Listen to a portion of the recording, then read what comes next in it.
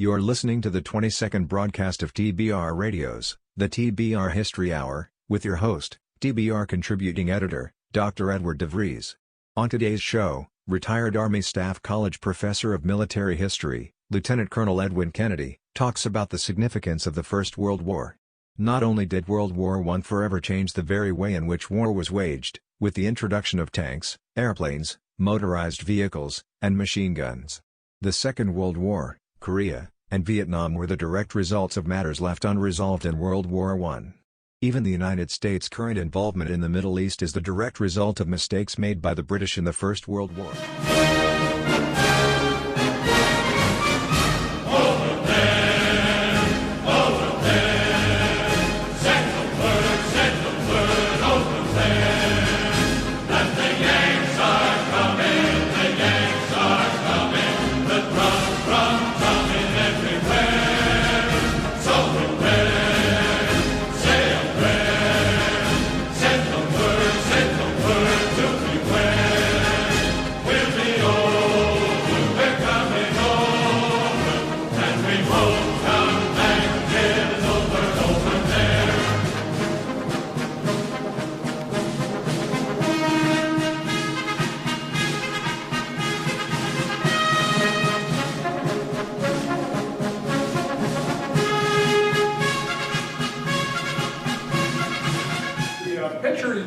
Up on the screen right now is the National World War I Memorial and Museum. It's located in Kansas City, Missouri, and it was first built in 1921, and then years later it closed for 10 years, rebuilt, and reopened in 2006. And it's a beautiful, beautiful memorial, and the museum is world class. It's one of the nicest museums that you'll see, solely dedicated to World War I. So if you ever get a chance to go to Kansas City, this is a place you really ought to go to. It is a world-class museum and memorial. I got a chance to go there a number of times and do presentations and put out displays. But the importance of World War I is with us today. That World War II was a direct cause of World War I being unsettled. But the important thing is, what's going on right now with our country in the Middle East comes from World War I's problems. And I'm going to show you in just a second a map of the Middle East and why that's so important and why it causes problems still today.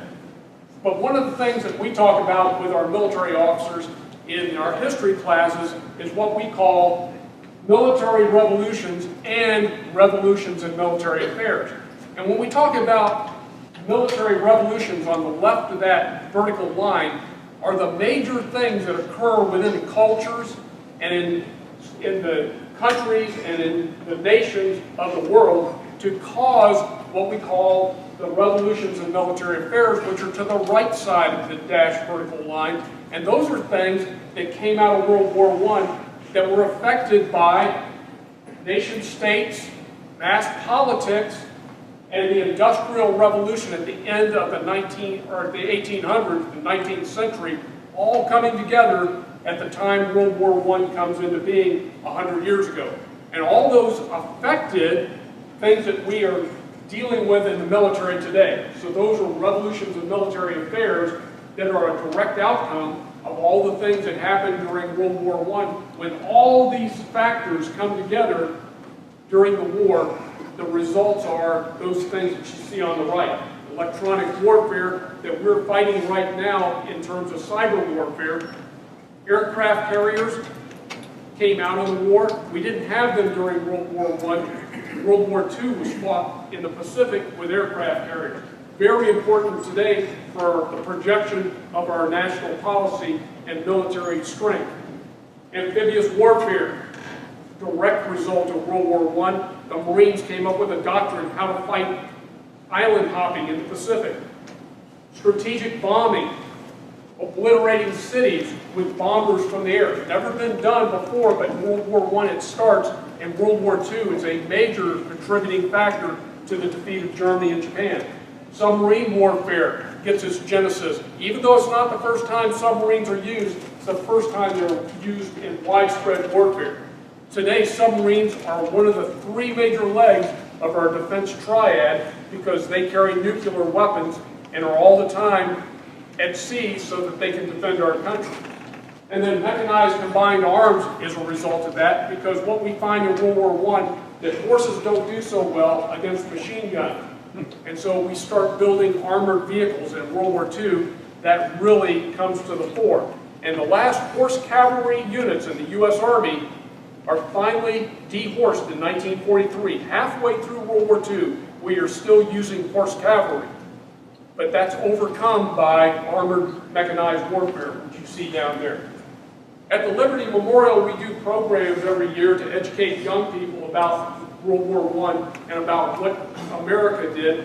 We only had a small part of the war. The war started in 1914 in Europe, but we didn't get involved until 1917.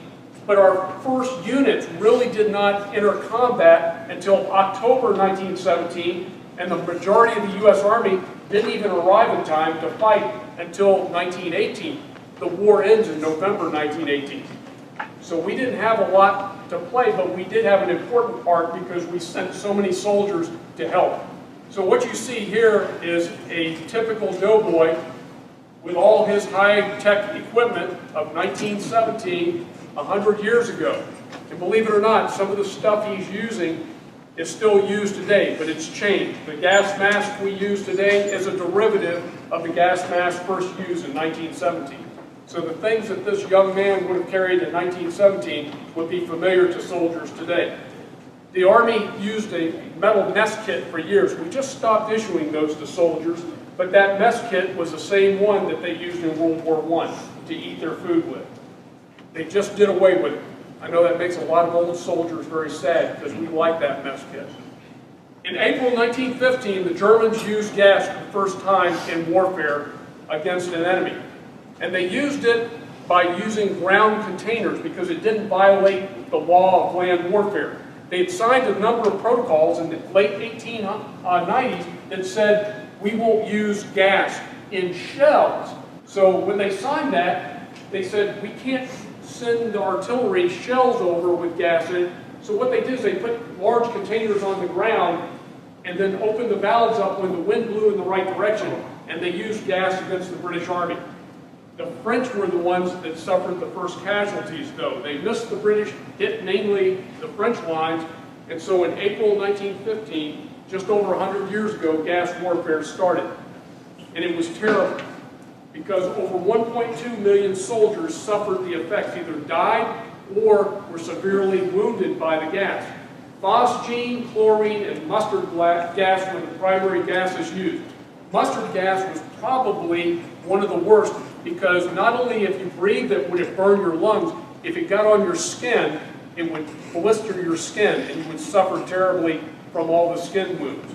Soldiers years after the war still suffered the effects, and World War I veterans would be hacking or coughing, and a lot of that was due to their exposure to gas. Many of them died prematurely from the effects of gas. You can see the tonnage there on the chart on the left, 68,000 tons of gas used by the Germans, 51,000 by the French and British. All the gas that we used in our shells came from the French. We didn't manufacture gas shells that were able to get to France in time. In fact, Redstone Arsenal, which is right out here in World War II, was a major manufacturing point for gas shells during World War II. But we never used them during World War II, fortunately. But the gas mask you see up here is called an SBR, small box respirator, which was invented by the British for their soldiers. The first gas masks were just mesh pieces of cloth tied around the face of the soldier, impregnated with some chemicals to try to neutralize the gases. They didn't work real well, so then they issued goggles for the soldiers to wear with that piece of cloth. And then shortly thereafter came out with this mask. But we took a lot of things from the British and French because our industry had not caught up with the war. And we were unable to make our own, so we used what the British and French had. And they issued this mask to their soldiers. We copied it and made it for our soldiers, the exact same mask. Open your web browser and type in www.barnesreview.org and discover the Barnes Review magazine. In the Barnes Review, you will read vignettes of man, from the prehistoric to the very recent, from forgotten races and civilizations to first-person accounts of World War II and the late Cold War. There is no more interesting magazine published today, nor a more significant and important subject than real history. So visit www.barnesreview.org and subscribe to the Barnes Review. You can subscribe to receive the Barnes Review magazine in its print form, or in convenient electronic delivery. Our host has been a subscriber to both formats for years. So visit www.barnesreview.org and subscribe to the Barnes Review. First time ever in U.S. Army history, we used dogs as part of the Army. The dogs had followed the armies around and been mascots, but for the first time we started using dogs. And you see on the picture there, dogs had their own gas mask that were put onto them to prevent them from being casualties during gas attacks. We also made gas masks for horses and mules. But the effects of the gas got the dogs just as well as it would a human. The most famous dog to come out of the war was Sergeant Stubby, the dog you see up there on the upper left. He was a terrier mixed mutt. He wandered onto the Yale University campus where the 102nd Infantry of the 26th Division was training in 1917. And the soldiers loved the dog, even though they weren't supposed to have pets by regulation. They hid the dog in their tent, and they'd sneak food to the dog. And so when it came time to go to France, they hid the dog in an overcoat, slipped him on board the ship, and it wasn't until 2 weeks at sea that someone found out the dog was there. And the sailors loved the dog, so no one wanted to throw him overboard, and he made it all the way to France. Sergeant Stubby served in that unit as a soldier as the first dog ever in U.S. history to be officially given a rank. And he was promoted to sergeant after saving the soldiers' lives by awarding them of gas attacks, and he actually attacked a German spy and bit him in the rear end, and the soldiers had to pull him off. So he was given a medal and promoted to sergeant, first time ever. And we've had dogs in the Army ever since. In fact, we have a dog training center right out here at Redstone. But those dogs are bomb dogs or sentry dogs. But Stubby wasn't officially trained. He just went along for the ride and became famous. After the war was over, the General of the Armies, General Pershing, met with Stubby. And Stubby led a pretty long and pretty good life. He died in 1928, and he's buried in a soldier-marked grave at this time. First time in history we used aircraft to fight each other in war. Now, going back to the Revolutionary times, we had balloons used for military application, but this is the first time that you see aerial combat between two countries. And this is just about 10 years after the airplane first flies that you see this happening. So it's a major technological leap to have aircraft flying.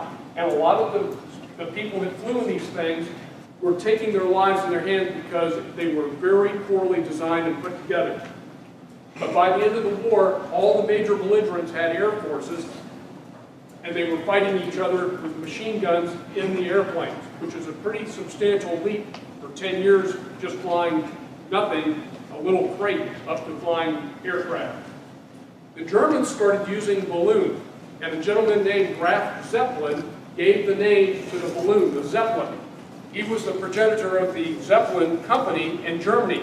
They quickly turned this civilian application to military use, and they started bombing the British.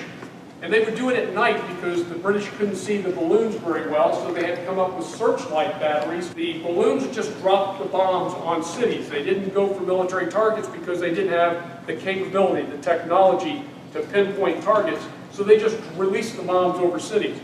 And it was sort of a terror bombing tactic to try to make the British afraid of it. But the British fought back, and by the end of the war, the British were making large bombers to fight against the Germans. So that was a major change in warfare. On the interwar period, in the 1920s and 1930s, an Italian artillery officer named Giulio Duhay came up with air power theory that is followed even today by the militaries. And what Duhay said is, we can use airplanes to win wars by dropping bombs on the civilians, the populace, and go after their industry.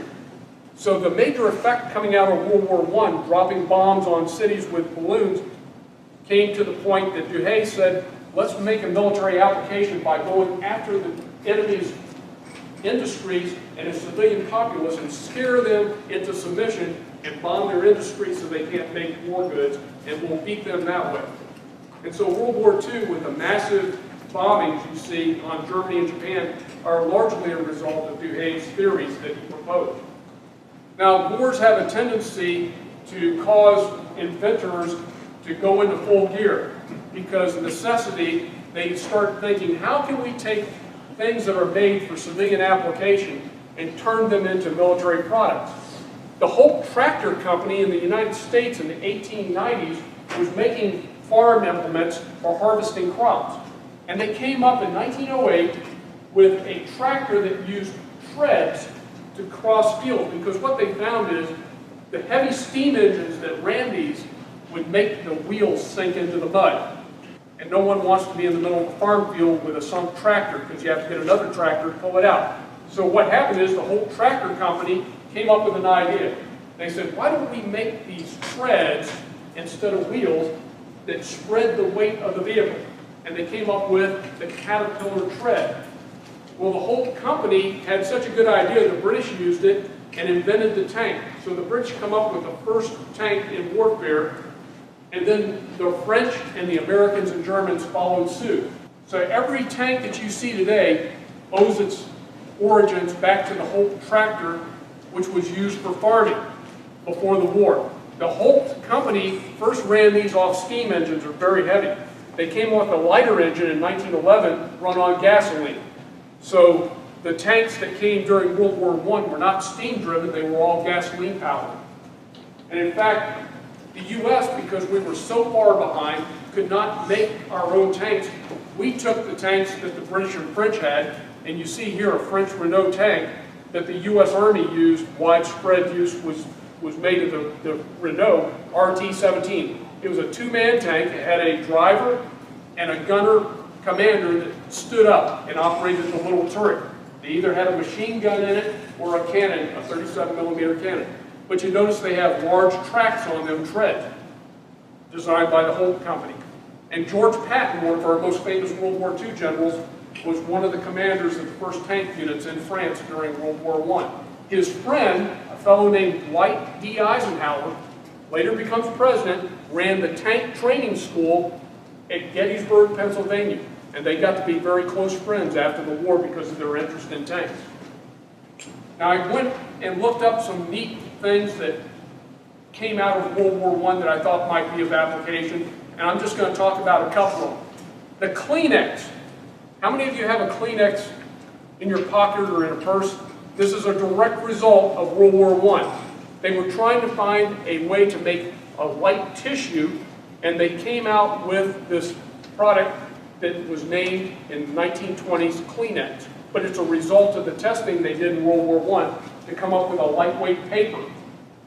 And so this fiber product that we call Kleenex today is traced back to World War I. Men never wore a wristwatch before World War I. All gentlemen had pocket fobs, which had a little chain, and you stuck your watch in your pocket fob, pulled your watch out when you needed to tell time. But when soldiers got to the trenches, they found that it was too difficult to pull the chain out. So men started wearing wristwatches. It was considered to be a sissy thing if you wore a wristwatch before World War I as a man. Women wore them, it was okay for them. But for men to do it, you were a sissy. But in World War I, that all changed. Now men were wearing them because it was much easier to get a time view instead of pulling the watch out of your pocket, just looking at your wrist. Zippers. How many of you have a zipper on you right now? Zippers came out in World War I. Before that, everything was buttoned. If you look at old clothes going back before the 1920s, everything's buttoned. But in World War I, they came out with the idea of zippers. So this goes back to the World War I period. Pilot communications, putting the microphones and headsets inside of a helmet, goes back to World War I, because what they found is trying to operate the radios in the aircraft would be very difficult because the background noise of the engine would get in the microphone. But if you put it in a helmet, put the earphones inside the helmet, it was much easier to use and you got out all the noise. How many of you have heard of a U-boat? Okay, U-boat is Unterseeboot. It's German for undersea boat. or U-boat. The use of U-boats during World War I heavily influenced how we fought in World War II and the way the navies developed their tactics, because the Germans conducted U-boat warfare against the Allies and tried to strangle Britain to keep them from getting supplies. Very big part in warfare. It's not the first time submarines have been used, it's the first time they have been used in such large numbers against another belligerent. And in fact, our entry into the war is caused by the sinking of what ship? Idea, Lusitania, was one of the actions that helped drive us into the war. So the German unrestricted U-boat warfare against our ships. This is a friend of mine up at Fort Leavenworth. He's a volunteer at the Liberty Memorial Museum. Black soldiers played a big part in the war, but because of racial segregation, they were not allowed to serve with white soldiers. Remember, during the war between the states, we had the emancipation of the slave, and the U.S. Army started allowing blacks to serve, but they wouldn't let them serve with white troops. That process went on until 1948, when President Truman put out an executive order that said, we will integrate all the Army. So what about the soldiers in World War I? The 92nd Infantry Division, 28,000 black soldiers, served on the front lines in 4 different infantry regiments. Now what you see here is my friend is wearing a U.S. uniform, but because of racial segregation, they were not allowed to serve with the American troops. They were sent to serve with the French Army. And when they served with the French Army, the French gave them their equipment. So he's wearing leather gear that was given to the French soldiers and a French Army helmet, which is blue color. A lot of the black soldiers were not allowed to serve in combat units, but they did serve in support units and did great work as stevedores at the docks and running the supply system behind the lines.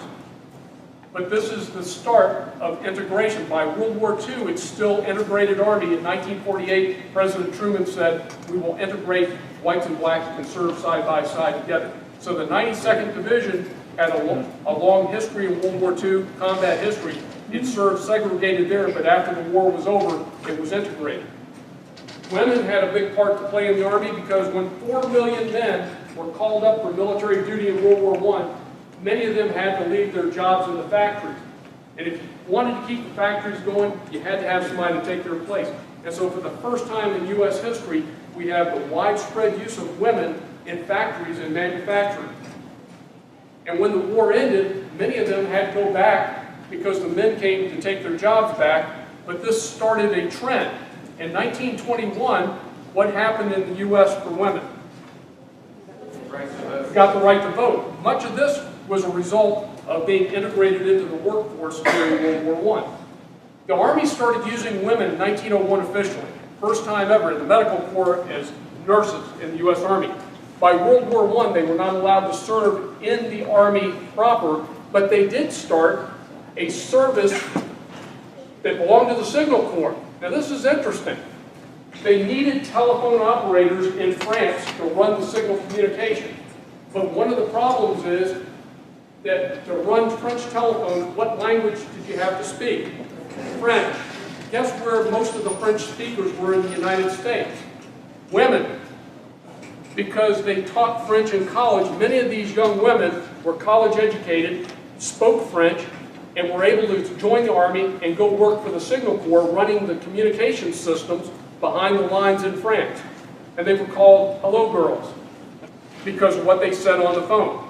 So the soldiers call up, here it's a girl on the phone, they say hello girl, and that's how their name got started. But they began integrating women into the military, and that went further in World War II. They actually became Women Army Auxiliary Corps, which turned into Women Army Corps, where the women were integrated directly into the military. The Mideast today is a major problem. You see it in the news all the time. Guess when all these problems really started? After World War I was over. Because the Ottoman Empire, the Turks, fell apart. And all these little tribes out there wanted their piece of the pie. But guess what? They didn't have the strength to really run their country.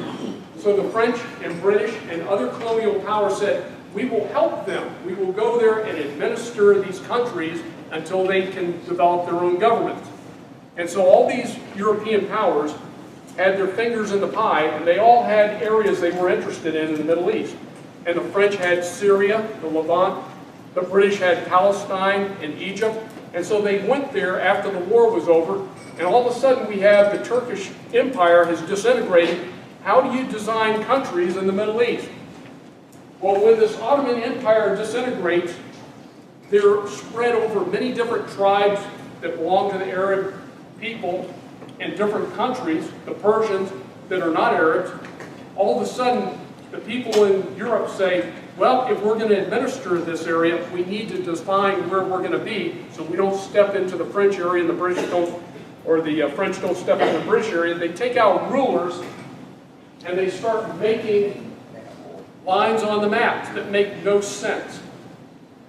So we run into this problem today in Iraq. We have many different sub-elements of Arabs there, of different religious backgrounds, different tribal affiliations, but we cram them into these countries with these artificial lines, and now we're saying live together peacefully.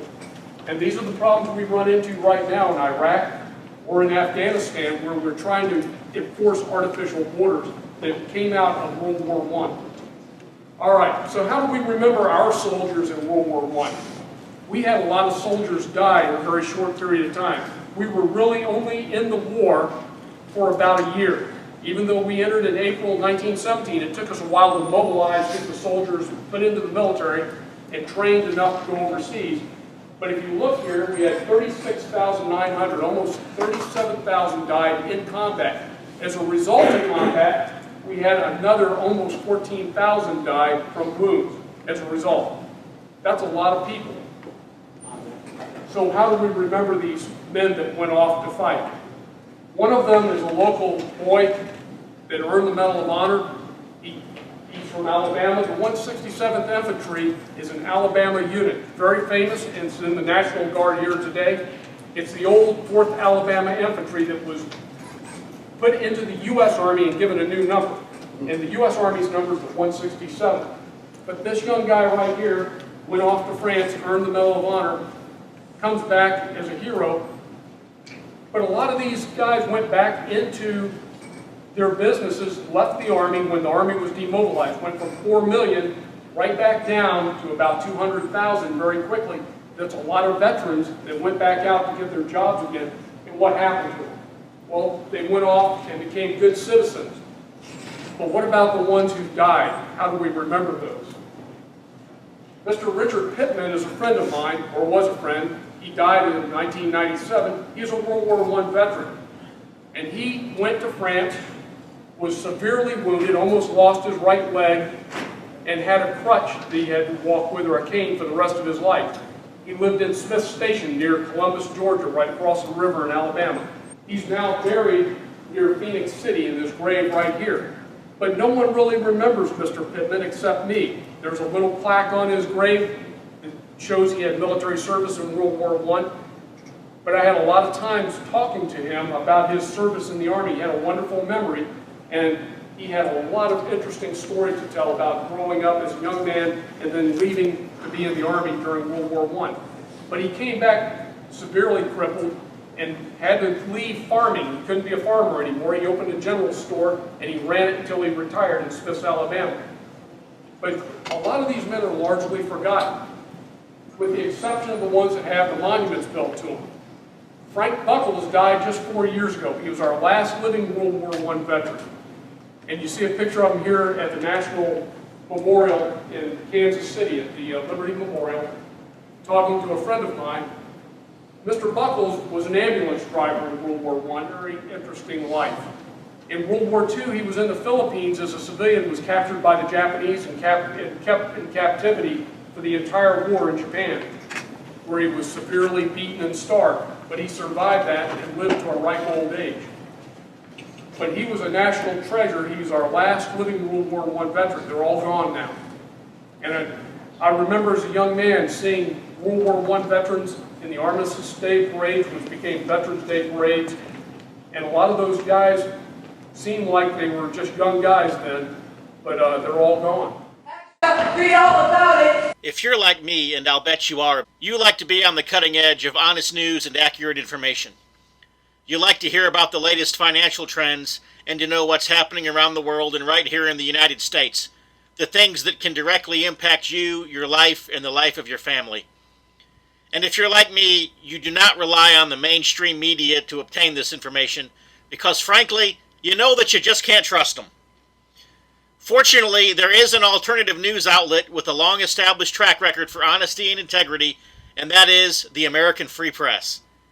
AFP is the preeminent alternative, independent news source for honest, hard-working, truth-loving Americans. AFP is the antithesis of the controlled, lamestream media.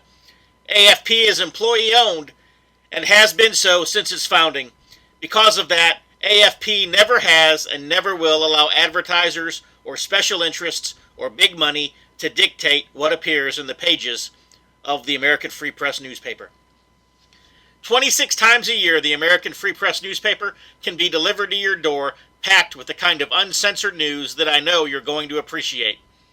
AFP covers the stories and tells the truth that the lamestream media is frankly scared to touch.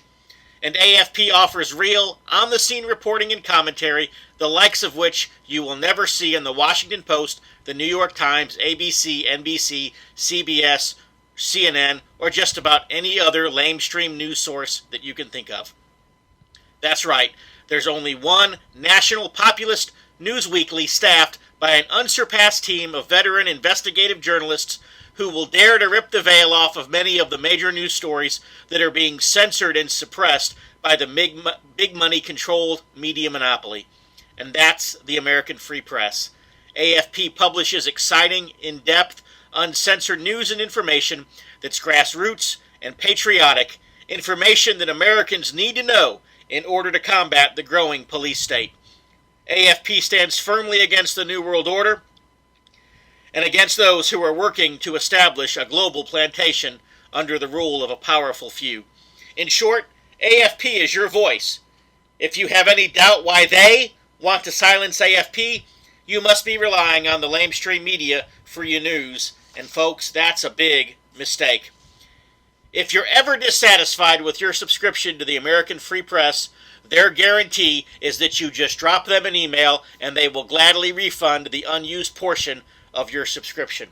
So what are you waiting for? Visit www.americanfreepress.net. Once again, www.americanfreepress.net. And find out about the American Free Press. Do it today. Extra, read all about it. You've heard of Sergeant York. Okay, good. Those of you that haven't, I encourage you, look Sergeant York up. He's an American hero, earned the Medal of Honor, country boy from Tennessee, largely illiterate, but he was not going to go fight. He wanted not to be in the Army because he was a conscientious objector. And there's a great movie out starring Barry Cooper, who you may not be familiar with, a very famous actor, but they're going very quickly. Even our World War II veterans are leaving very quickly. You need to talk to these folks because they have tremendous experiences that they can share with you. Welcome to the Christendom Curriculum. You know, every parent who decides to homeschool wants to secure a great education for their child, while also saving time and money. But these days, many parents have another concern. They also want a homeschool curriculum without all the multiculturalist, politically correct diversity doctrine that's really little more than a thin disguise for an anti-Christian, anti-American, and anti-Western civilization bias. Now there is such a curriculum. The Christendom curriculum gives your children a complete education in Bible, history, literature, and more, focusing on the classic academic skills of reading, writing, and arithmetic. But we also tell the story of Christendom, the story of the Christian nations, especially as Christ's kingdom has been historically manifest in the nations of Europe and America, and we do so without apology. The Christendom curriculum is the only Christian nationalist homeschool program you'll find. We support the right of the European and American peoples to their historic Christian cultures against the globalist leftists who want to destroy those cultures. Not only that, but we provide assigned reading courses for various hot-button subjects in our current culture wars, including feminism, social justice, and cultural Marxism, among others. These reading courses will teach your kids how to survive a social justice warrior attack, how to debate with leftists on social media, how to reform their local churches and communities, and more. We're living in a time of tremendous historical and social change. Christians have the opportunity now to begin building the culture and civilization of the next 1,000 years and beyond. It's an exciting time to be alive. So if you want to help raise the next generation of culture warriors, if you want your children to grow up with a love for Christ's kingdom and for their own nation, while at the same time learning how to defend America and rebuild the West, the easy-to-use Christendom curriculum is for you. Click the Learn More button to get in on the action. And thanks for listening.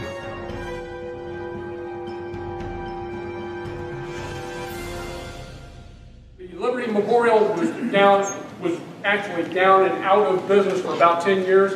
They did a massive refurbishment on the inside, redid the museum completely. It is a state-of-the-art museum. They rededicated it 10 years ago. It reopened. It is absolutely beautiful. If you go to Kansas City, go see this museum. It is a gorgeous museum, and it's a testament to all our soldiers who served in World War I. But when you enter the museum, you walk over a glass bridge. You can imagine that. That's kind of scary because you don't know how thick the glass is, but you walk over this glass bridge inside to get to the main museum, and underneath is a field full of red poppies. And the little red poppies represent 1,000 soldiers who died in the war. And there are so many poppies you cannot imagine. It is just a field of poppies that you walk over. But it gives you an impression of how many people lost their lives in World War I. And most of the ones in the U.S. Army, our losses are minimal compared to what the British, the French, and Germans lost, and the Russians most of all. And many of their losses were due to disease, not to combat death.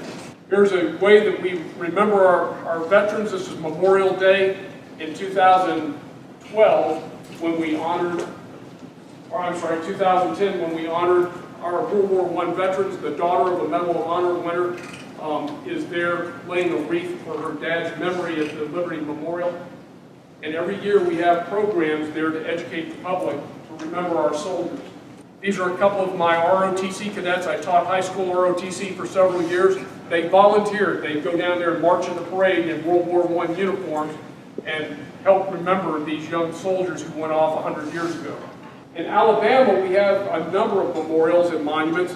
Every little town you go to has a World War I memorial. And the reason is 74,678 Alabamans served in the war. Half of them served in France in combat. So that's a lot of soldiers. But all the little towns around Alabama have memorials. The monument you see on the right side there is called the Doughboy.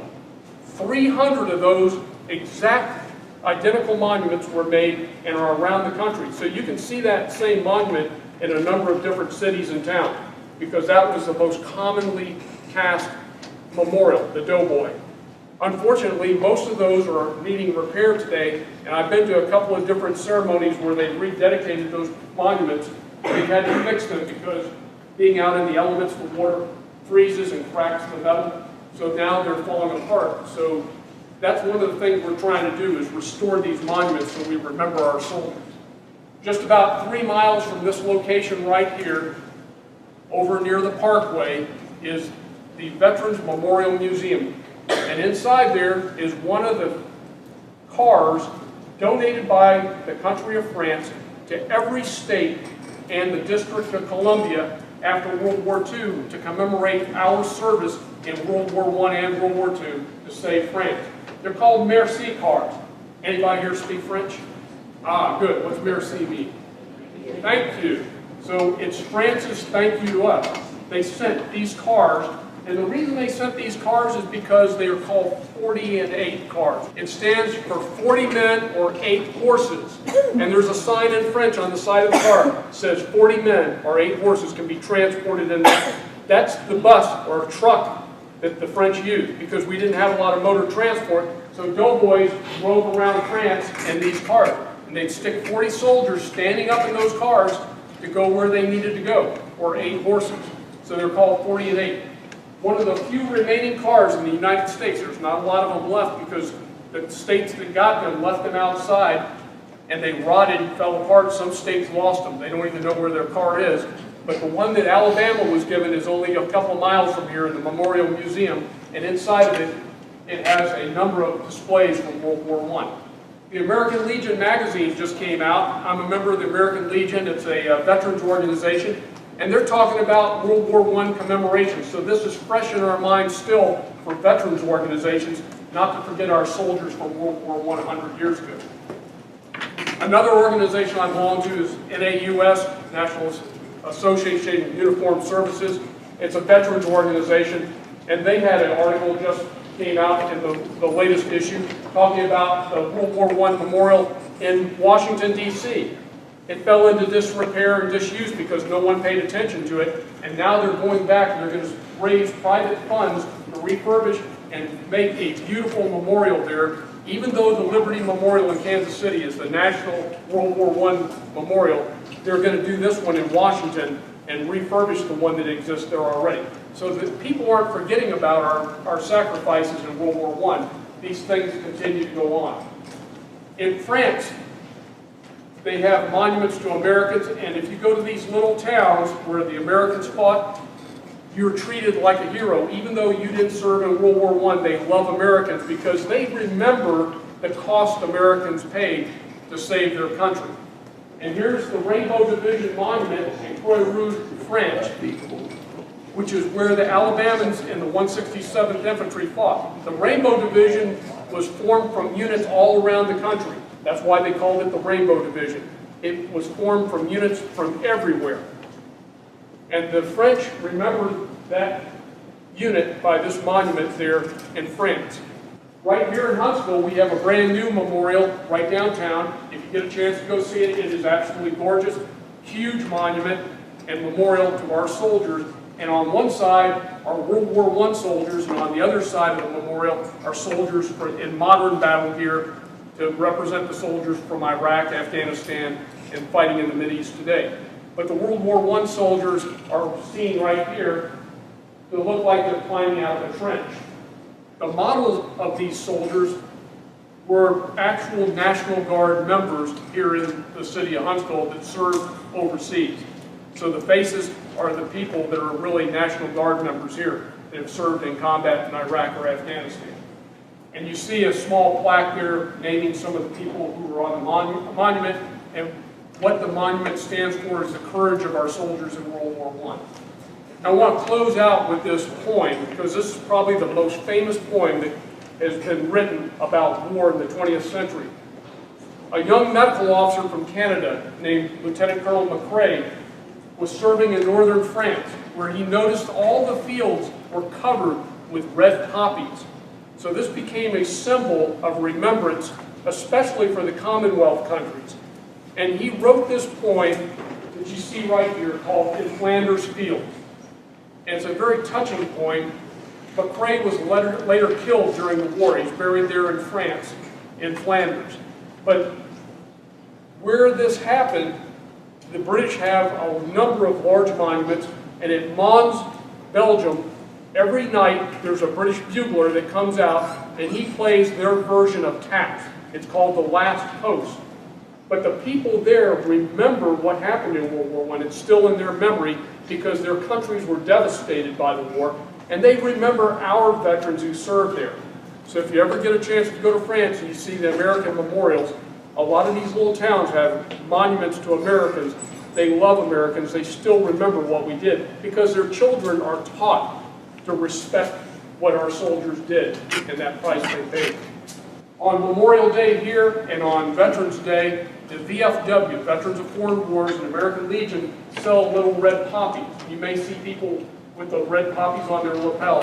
This goes back to this tradition that was started by the Commonwealth countries, the British, Canadians, and Australians, of wearing a red poppy to represent Flanders Field. We took up that tradition. I'd like to close out and just tell you that World War I is still important to us. If you watch the news and see what's going on in the Mideast, the effects of what happened during that war with us, every time you blow your nose with a Kleenex now, think about World War I. So the question is, the video talks about the things that haunt us from World War I haunt us today.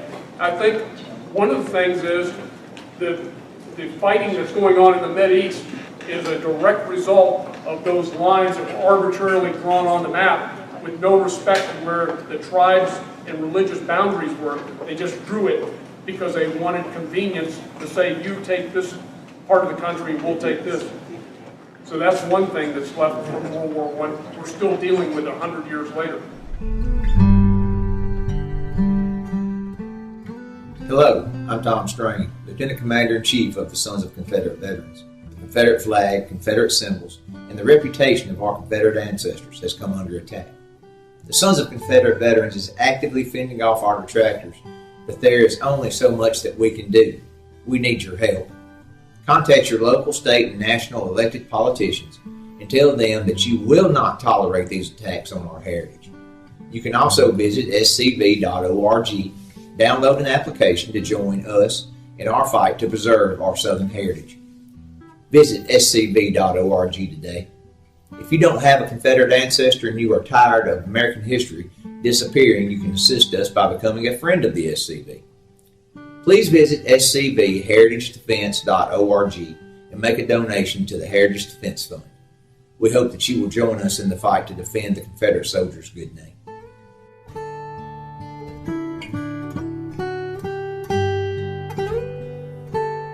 World War I was unfinished business because the Germans signed an armistice. It wasn't a peace treaty, it was an armistice. They said, we're going to stop fighting. So they never solved all the root causes. In addition to that, the Allies imposed a very, very harsh requirement on the Germans to pay back. First of all, they had to admit they were responsible for the war. And that caused a lot of hard feelings with the Germans. They didn't feel they were responsible. The second thing is, we required them to pay reparations. The reparations just got finished being paid off just a few years ago. We over-punished the Germans, and a response was they were extremely angry at their treatment, which caused them to remilitarize and then go to war again in World War II. So there's a number of different factors, but one of the things we learned is you can't do that to someone you defeat. And so World War II, we went in and rebuilt Germany under the Marshall Plan, and the Germans became our friends instead of our enemies. Sail on a 2-night Bahamas Paradise cruise from just $149. Cruise and Bahamas resort stay options also available at amazing prices. Call 800-814-7100. That's 800-814-7100. And the fact that that commercial is running again tells us that the cruise industry is planning to open up again, and that is a good thing. It's always good to see various sectors and aspects of our economy reopening and of life going back somewhat to the way it had been before this whole crazy pandemic began. And I hope that our lecture that we shared with you today from Lieutenant Colonel Edwin Kennedy you found intellectually stimulating, something that provoked you to thought. Maybe you learned something that you didn't know before. The lecture that Professor Kennedy was giving there was one that he gave very recently, and he gave it to a group of students at a historically black school.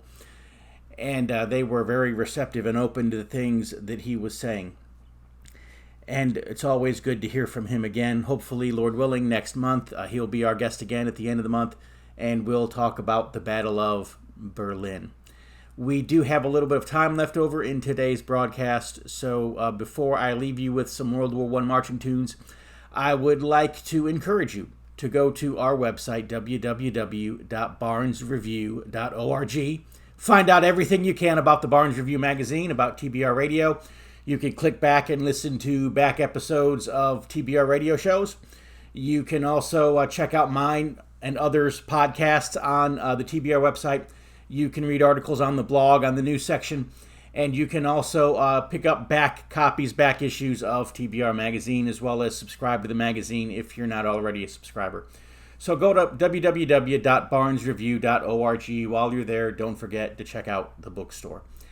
World War I marching tunes from around the world, starting with the French.